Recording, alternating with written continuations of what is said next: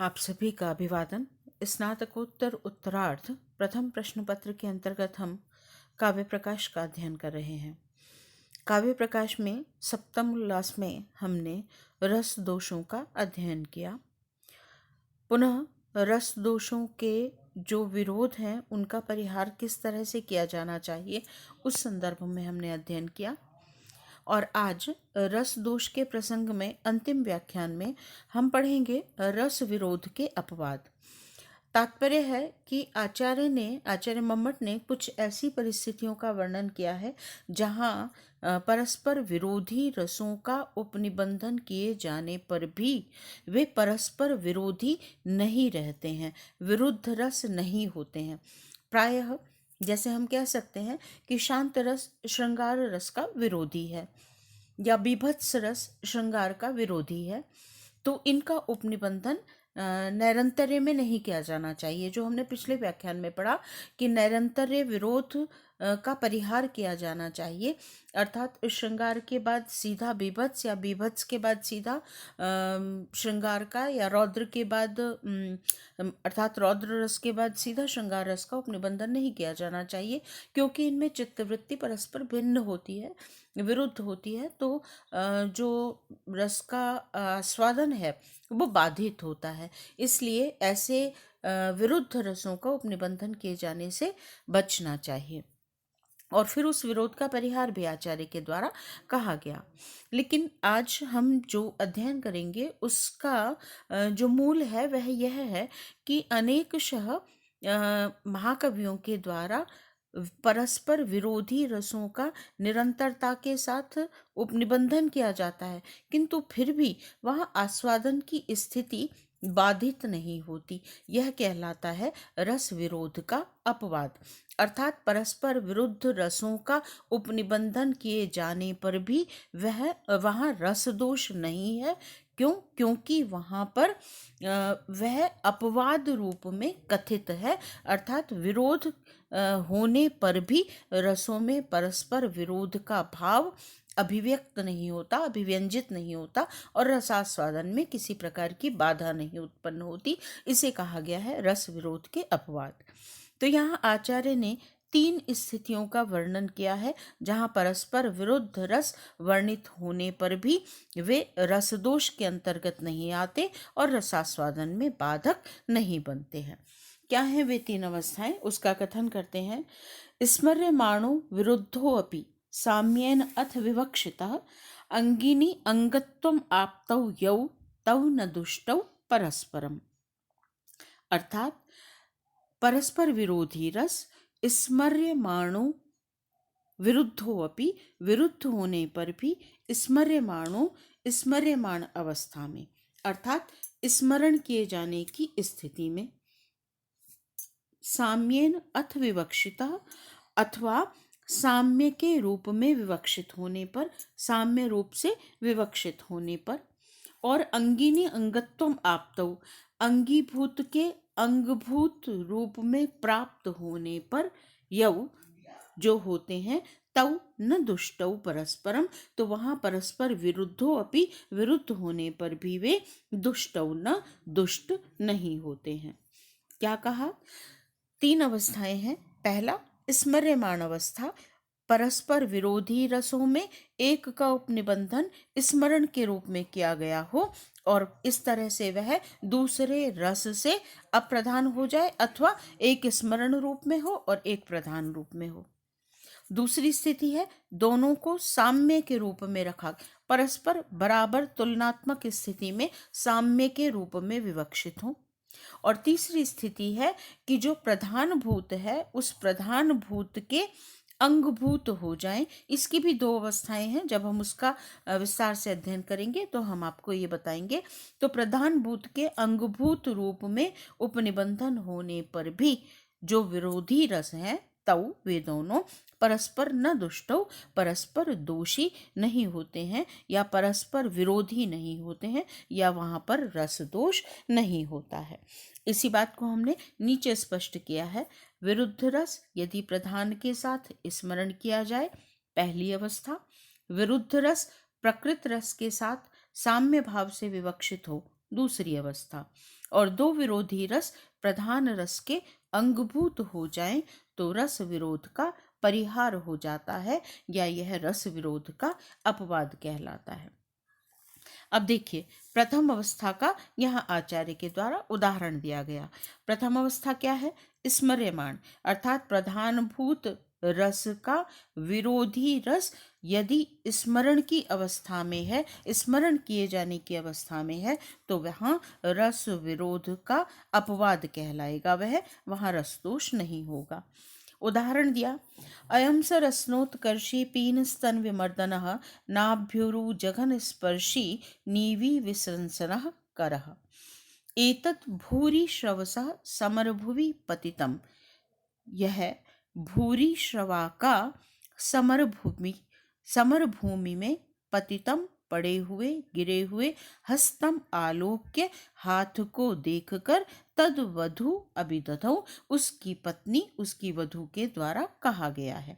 ऊपर का जो उदाहरण है वह पहले नीचे की पंक्ति का अर्थ मैंने इसलिए बताया ताकि आप उस उदाहरण को समझने से पूर्व उस अवस्था को समझ सकें। भूरि श्रवा है, युद्ध भूमि में मृत अवस्था में उसका शरीर पड़ा हुआ है और शरीर का भी हाथ पड़ा हुआ है। तो उस हाथ को देखकर उसकी जो पत्नी है वह विलाप करते हुए यह पद्य कह रही है या यह तथ्य कह रही है। क्या कह रही है? अयं स रसनोत्कर्षी पीन स्तन विमर्दनः, अयं स करः, यह वही हाथ है जो रसनोत्कर्षी, रसना का उत्कर्षण करने वाला, रसना करधनी जो कमर पर पहने जाने वाला आभूषण है, तो करधनी को उत्कर्षी खींचने वाला, पीन स्तन विमर्दन, पीन पुष्ट, स्तन स्तनों का, विमर्दन करने वाला, मर्दन करने वाला, नाभि उरु जघन स्पर्शी, नाभि उरु और जंघाओं का स्पर्श करने वाला, नीवी विसृंसनः, और नीवी को खोलने वाला, गांठ को खोलने वाला, करह, यह वही हाथ है। तो यह भूरि श्रवा की पत्नी ने समर भूमि में पड़े हुए भूरि श्रवा के हाथ को देखकर कहा। अत्र पूर्व अवस्था स्मरणम, यहाँ पूर्व अवस्था का स्मरण मात्र होने से श्रृंगार अंगम अपि करुणम परिपोषयति, श्रृंगार अंगभूत होकर भी करुण का ही पोषण कर रहा है, करुण को पुष्ट कर रहा है। तो क्या यह जो उदाहरण है यह प्रथम बिंदु को स्पष्ट करता है जहां विरोधी रस का वर्णन या उपनिबंधन स्मरण की अवस्था में किया है। भूरि श्रवा की पत्नी यद्यपि करुण रस का आलंबन विभाव है, उसके माध्यम से करुण की अभिव्यक्ति हो रही है, तो वहां वस्तुतः करुण रस आस्वादन अवस्था में है, अर्थात प्रधान रस है। किंतु उसकी पत्नी वर्णन करते समय यह कह रही है कि यह वही हाथ है जिसने इन इन क्रियाओं को किया था सुरत काल में, रति काल में, रसना का उत्कर्षण किया, स्तन विमर्दन किया, नाभि उरु जंघाओं का स्पर्श किया। तो वो जो श्रृंगार का भाव है, अनुभाव है, वह स्मरण की अवस्था वाला है, और वहां पर करुण का विरोधी होने पर भी जो श्रृंगार है वह वस्तुतः करुण का पोषण कर रहा है, क्योंकि रोते समय वह श्रृंगार का स्मरण कर रही है और उन बातों को स्मरण करके जो करुण का भाव है वह और अधिक उद्वेलित होता है और अधिक रसास्वादन की अवस्था तक पहुंचता है। इसलिए वहां पर विरोधी रस का उपनिबंधन भी दोष नहीं है, अर्थात परस्पर विरोधी रस का उपनिबंधन रस दोष का अपवाद बन जाता है। स्पष्ट है? तो यहाँ करुण रस प्रधान है और रसनाकर्षण आदि जो श्रृंगार के अनुभाव हैं जो कि करुण के विरोधी हैं, किंतु उनका उपनिबंधन पूर्व अवस्था के स्मरण के रूप में होने के कारण वे करुण के स्थायी भाव शोक को ही पुष्ट करते हैं, इसलिए इस अवस्था में रस दोष नहीं होगा। इसके बाद आचार्य ने अन्य दोनों बिंदुओं, पहला था स्मर्यमाण, दूसरा था प्रधान रस के साथ साम्य भाव से विवक्षित होना, और तीसरी अवस्था थी दो परस्पर विरोधी रसों के प्रधान रस के अंगभूत हो जाने की अवस्था। तो उन दोनों के उदाहरण आचार्य ने दिए हैं। तो अब हम द्वितीय अवस्था की ओर चलते हैं। पहली थी स्मर्यमाण अवस्था में परस्पर विरोधी रसों का उपनिबंधन, दूसरा था साम्य भाव से विवक्षित परस्पर विरोधी रस। इसका उदाहरण दे रहे हैं आचार्य। दंत क्षतानि करजैश्च विपाटितानि प्रोद्भिन्न सांद्र पुलकैर्भवतः शरीरे दत्तानि रक्तमनसा मृगराजवध्वा जात स्पृहैर्मुनिभिरप्यवलोकितानि। यहाँ पर जो सिंघिनी है, वह सिंघिनी अपने शिशु को खाने के लिए उद्यत है, भूख से पीड़ित है और वह अपने ही शिशु को खा जाना चाहती है। तो उस अवस्था में जो बुद्ध है, जिन, वे अपने शरीर को उस सिंघिनी के लिए समर्पित कर देते हैं। तो उस समय जो सिंघिनी उनके शरीर पर प्रहार करती है, तो वह चिन्ह उनके जिनके शरीर पर, बुद्ध के शरीर पर मृगराज वधु अर्थात सिंघनी के नाखूनों के जो चिन्ह हैं वे अंकित हो जाते हैं। नख क्षत और दंत क्षत, नाखूनों के चिन्ह नाखूनों से खींचे जाने के कारण और दांत गड़ाए जाने के कारण, तो नख क्षत और दंत क्षत उनके शरीर पर अंकित हो जाते हैं। और यह नख क्षत और दंत क्षत जो है, यह श्रृंगार की भी अवस्था है। रति काल में नाखूनों से क्षत किया जाना, चिन्ह बनाना, और दांतों से काटा जाना, ये दोनों श्रृंगार की भी अवस्थाएं हैं।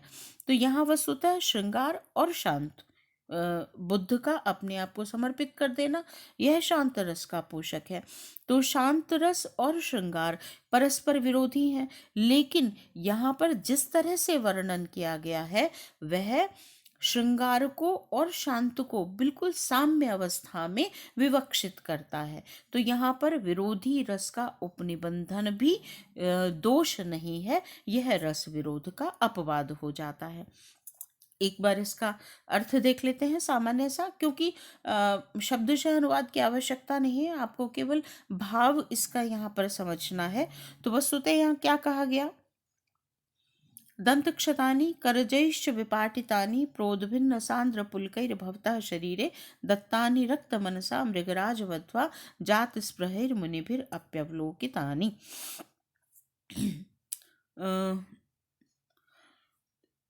भवतः शरीरे, क्षमा कीजिए,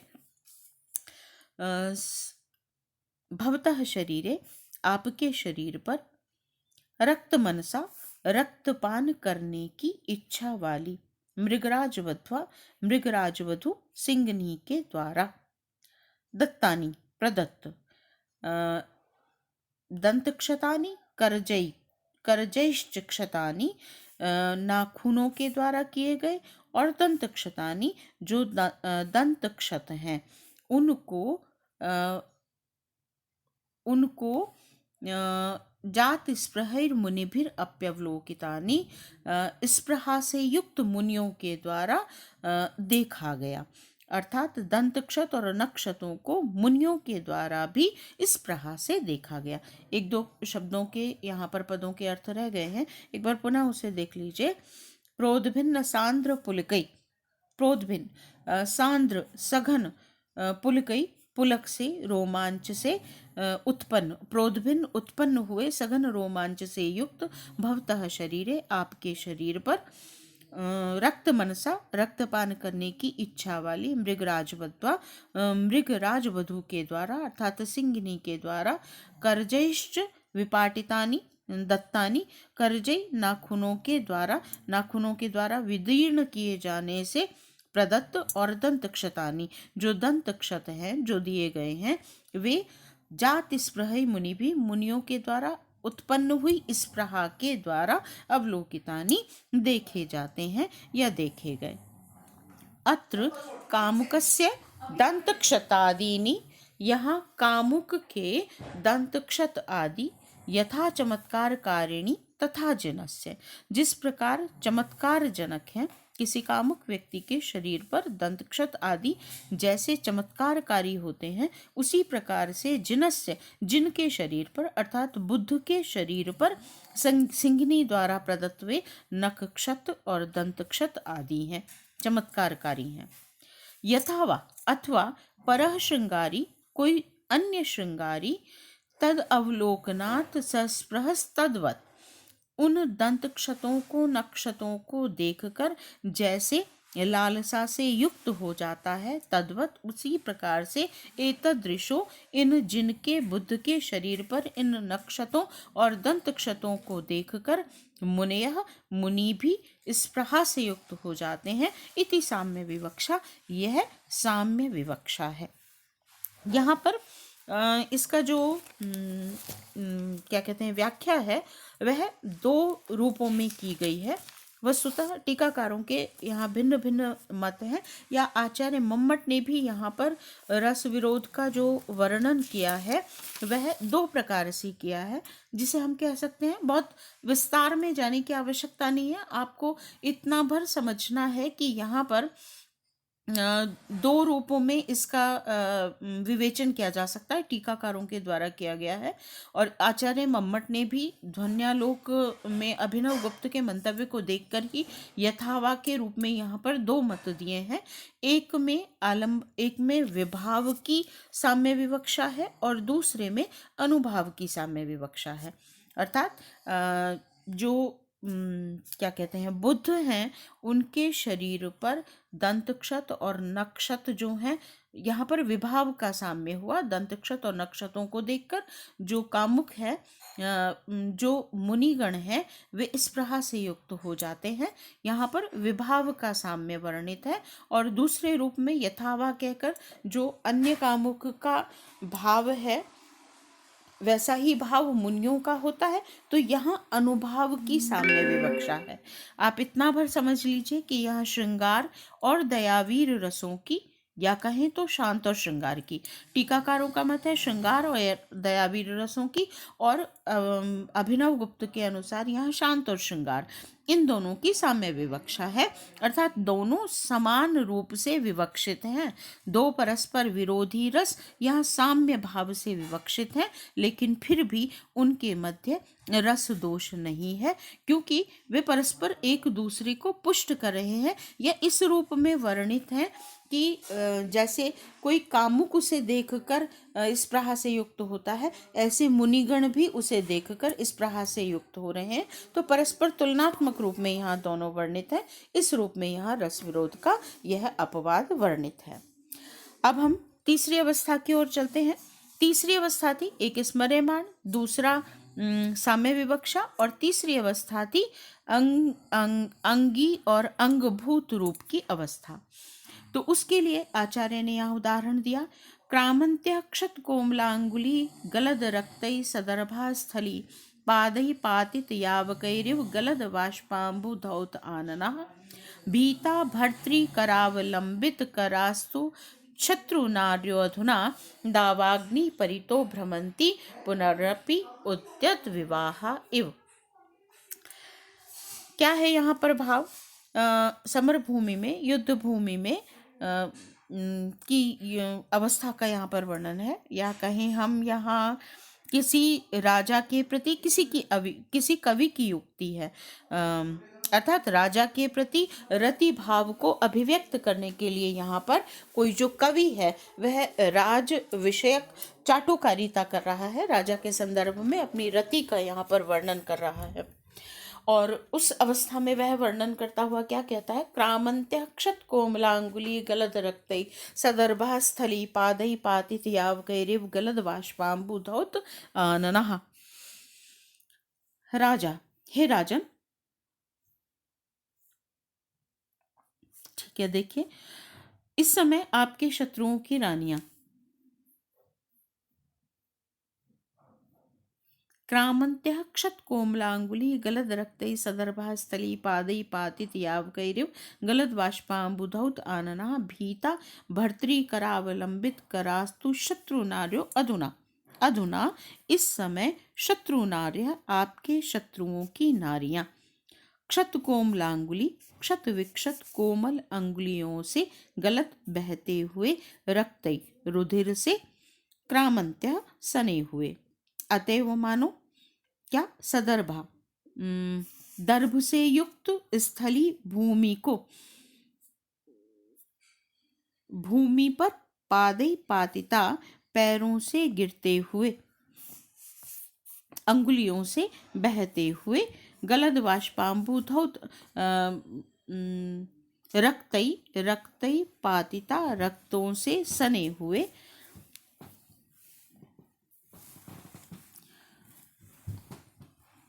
यहाँ इसका जो अर्थ है वो एक बार आपको स्पष्ट करना होगा, क्षमा कीजिए, फिर से एक बार अपन इसे देखते हैं।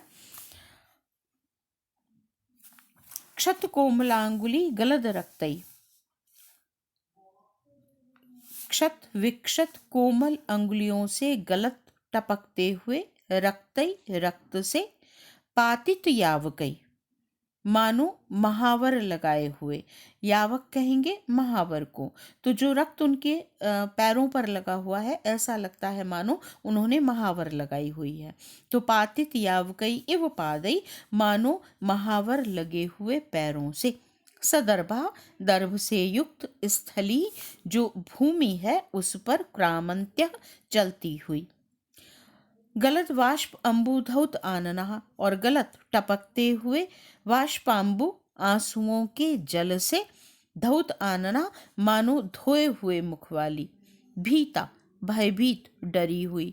भर्तृ करावलंबित करह, और भय होने के कारण भर्तृ अपने पति के कर अवलंबित हाथ में अवलंबित करा, अपना हाथ अवलंबन कराती हुई, पकड़ाती हुई।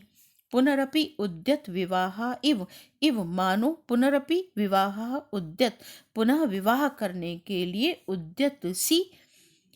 शत्रु नार्यः, जो शत्रुओं की नारियां हैं वे दावाग्निम परितः भ्रमंती, दावाग्नि के चारों ओर घूम रही हैं अधुना, इस समय। यहाँ पर बिंब क्या है, कोई कवि राजा की चाटुकारिता करता हुआ राज विषयक रति का वर्णन करता हुआ कह रहा है कि आपके शत्रुओं की नारियां इस समय युद्ध भूमि में, जो आपने अपने शत्रुओं को मारा है, उन शत्रुओं की नारियां उनके चारों ओर, दावाग्नि के चारों ओर घूम रही हैं। कैसी अवस्था में, कि उनके रक्त से सनी हुई भूमि पर जब वो चलती हैं तो मानो उनके पैरों में महावर लग गई है।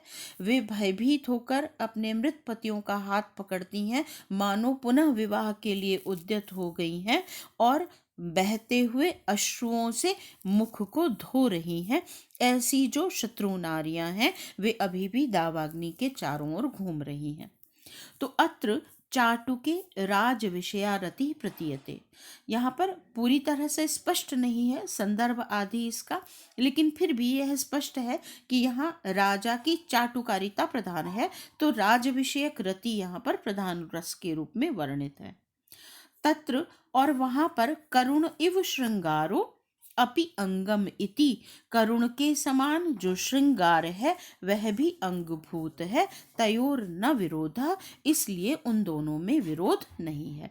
अर्थात यहाँ पर अंगभूत जो रस है, अंगीभूत जो तथ्य है या भाव है, वह राजा के प्रति चाटुकारिता या राजा के प्रति रति का भाव है, और करुण भी उसका अंग हो गया है और श्रृंगार भी उसका अंग हो गया है। शत्रु नारियों का वर्णन कि वे अपने पतियों का हाथ पकड़ रही हैं, रक्त मानो महावर के रूप में उनके चरणों में लगा हुआ है, तो ये श्रृंगार की अवस्था का वर्णन है। और रो रही हैं, करुण का भाव कथित है। तो यहाँ करुण और शांत परस्पर विरोधी रस है, लेकिन वे दोनों ही राज विषयक रति के अंगभूत हो गए हैं, इसलिए परस्पर विरोधी रस होने पर भी उनमें रस दोष नहीं है, यह रस दोष का अपवाद है। हमने इसे और स्पष्ट किया यहाँ कि यहाँ विरोधी रस प्रधान रस का अंगभूत हो गया है।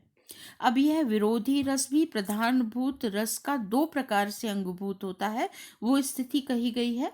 दोनों विरुद्ध रस सेनापति द्वयवत साक्षात प्रधान रस के अंगभूत हो जाए, अर्थात एक प्रधान रस हो और दो विरोधी रस दो सेनापतियों के समान उसके अंगभूत हो जाए। एक राजा है और उसके दो सेनापति, दोनों ही उसके अंगभूत हो गए।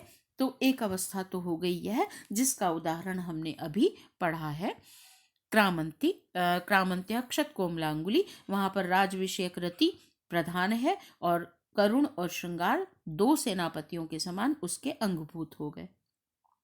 और दूसरी अवस्था है एक रस दूसरे का अंग होकर पुनः प्रधान के अंगभूत हो जाए, सेनापति तदभृत्यवत। जैसे राजा का अंगभूत सेनापति और सेना के अंगभूत उसका भृत्य वर्ग सेवक वर्ग, और सेवक वर्ग और सेनापति दोनों राजा के अंगभूत हो जाते हैं। तो एक प्रधान रस उसके अंग के रूप में एक रस वर्णित है और उसके भी अंग के रूप में उसका विरोधी रस वर्णित है। उसका भी आचार्य ने उदाहरण दिया है। क्षिप्तो हस्तावलग्न प्रस्पम अभिहितो अपि शिव विषयक रति का यह उदाहरण है। यह आप काव्य प्रकाश की पुस्तक से पढ़ लीजिएगा। तो वहां पर सेनापति और उसका सेवक ये दोनों ही राजा के अंगभूत हो जाते हैं। इस रूप में प्रधान रस और विरोधी रसों का वर्णन है। अर्थात प्रधान रस है, उसका अंगभूत एक रस है और उसका विरोधी रस उसका अंगभूत होकर फिर वो दोनों प्रधान रस के अंगभूत हो जाते हैं। यह अवस्था है। तो आचार्य ने इन दोनों अवस्थाओं के दो उदाहरण दिए हैं। ये आप काव्य प्रकाश की पुस्तक से पढ़ सकते हैं। और अब इसका समापन करते हुए आचार्य कहते हैं, प्राक प्रतिपादितस्य रसस्य रसांतरेण न विरोधो नापि अंगांगी भावो भवति इति रस शब्देन अत्र स्थायी भाव उपलक्ष्यते। क्या कहा कि प्राक प्रतिपादितस्य, जो पहले कहे गए हैं चतुर्थ अंक में, चतुर्थ उल्लास में हमने जिन रसों का या जिस रस का प्रतिपादन किया था, वहां पर रस का रसांतरेण अन्य रस के साथ न विरोधो, विरोध नहीं होता है। न भी अंगांगी भावो, और न ही अंगांगी भाव होता है। न भी अंगांगी भावो भवति, अंग और अंगी भाव भी नहीं होता। तो रस शब्देन, रस शब्द का तात्पर्य अत्र यहाँ पर स्थायी भाव उपलक्ष्यते, स्थायी भाव उपलक्षित होता है। इति काव्य प्रकाशे दोष दर्शनों नाम सप्तम उल्लास। यह काव्य प्रकाश में दोष दर्शन अर्थात काव्य के दोष के रूप में कथित सातवां उल्लास समाप्त हो जाता है। वस्तुतः प्राक प्रतिपादितस्य रसस्य, इस पंक्ति के माध्यम से आचार्य ने क्या अभिव्यक्त किया है कि जहां हमने चतुर्थ उल्लास में रस का वर्णन पढ़ते समय यह पढ़ा कि रस वेद्यांतर संपर्क शून्य होता है, अन्य वेद्य वस्तुओं के संपर्क से रहित होता है। तो फिर एक रस की प्रतीति की अवस्था में दूसरे रस की प्रतीति भला कैसे होगी? संभव ही नहीं है, क्योंकि आस्वादन की अवस्था तक जो पहुंच रहा है केवल वही रस रूप में कथित है। जिनका आस्वादन नहीं हो रहा है तो वो रस रूप में नहीं हो सकते, या परस्पर विरोधी रस जो है वो या एक ही समय में दो रसों का आस्वादन कैसे होगा। फिर दूसरा तथ्य है, दूसरा बिंदु है कि दूसरे रस का अंगांगी भाव से होना या रस विरोध की स्थिति भी कैसे बनेगी। इसी का समाधान यहाँ पर कहा गया है कि रस शब्द का तात्पर्य यहाँ रस से नहीं है, अपितु रस्यते इति रसा, इस आधार पर स्थायी भाव का ही आस्वादन होता है। इसलिए यहाँ पर स्थायी भाव को ही कहा गया है। यहाँ जो तात्पर्य है रस का विरोध, रस का अपवाद, विरोधी रसों का उपनिबंधन, यह सब वस्तुतः स्थायी भाव के संदर्भ में समझना चाहिए। इसलिए स्थायी भावों में, क्योंकि स्थायी भावों में परस्पर विरोध या अंगांगी भाव संबंध हो सकता है, इसलिए यहाँ रस का तात्पर्य स्थायी भाव ही समझना चाहिए। और फिर साथ में यह भी है कि अभिनव गुप्त ने नाट्यशास्त्र की लोचन टीका में यह कारिका रखी है, नाट्यशास्त्र की कारिका रखी है। बहूनां समवेतानां रूपम यस्य भवेद बहु समन्तव्यो रस स्थायी शेषः संचारणो मतः। बहुनाम समवेतानाम, जब बहुत सौ का समवेत हो, एक ही या एकत्र ही बहुत से भाव जब अभिव्यक्त किए जाएं, तो समन्तव्यो रसः स्थायी, जब उन बहुतों में से जो एक है वह बहुत होता है, तो वह रस, वह स्थायी भाव रसः मंतव्यो रस माना जाना चाहिए या माना जाता है। शेषः संचारिणो मता, और बाकी जो भाव हैं वे सब संचारी भाव कहे जाते हैं। अर्थात जिस रस का आधिक्य होगा वही अंगीभूत होगा, प्रधान होगा, शेष उसके अंगभूत हो जाते हैं। या हम कहें कि व्यापक प्रभाव वाली चित्तवृत्ति स्थायी होती है और शेष जो भाव हैं वे व्यभिचारी भाव में परिगणित हो जाते हैं। इसलिए रसों का परस्पर विरोध, रसों का अपवाद, रस विरोध का परिहार, ये सब स्थायी भाव के संदर्भ में कथित है। और यह शंका नहीं होनी चाहिए कि आस्वादन की अवस्था तक एक ही रस पहुंचता है, तो परस्पर विरोधी रसों का आस्वादन कैसे हो सकता है या अंगांगी भाव भी कैसे हो सकता है। तो उस संदर्भ में यह मानना चाहिए, समझना चाहिए नाट्यशास्त्र के अनुसार कि बहुत से भाव होते हैं, उन भावों में जो एक प्रधान होता है, जो आस्वादन की अवस्था तक पहुंचता है, वही वस्तुतः रस होता है। शेष भाव होते हैं, या एक चित्तवृत्ति स्थायी होती है और शेष चित्तवृत्ति जो होती है या भाव जो होते हैं वे व्यभिचारी भाव के रूप में आकर रह जाते हैं, चले जाते हैं। तो उस आधार पर प्रधानभूत और अंगभूत की व्यवस्था होती है। तो स्मर्यमाण अवस्था, साम्य विवक्षा और अंगांगी भाव रूप में विरोधी रसों का यदि उपनिबंधन है तो वहाँ रस विरोध का अपवाद होता है। इसके साथ रस विरोध का या रस दोष का या काव्य दोषों का यह प्रसंग समाप्त हो जाता है। क्योंकि पाठ्यक्रम में रस दोष ही है, इसलिए हमने रस दोषों का अध्ययन किया। जो विस्तार से इसका अध्ययन करना चाहते हैं तो काव्य प्रकाश का पूरा सप्तम उल्लास जो है वह काव्य के दोषों के रूप में कथित है, या दोषों का वहाँ वर्णन किया गया है, तो उसे विस्तार से अध्ययन कर सकते हैं। आज के लिए इतना ही। धन्यवाद।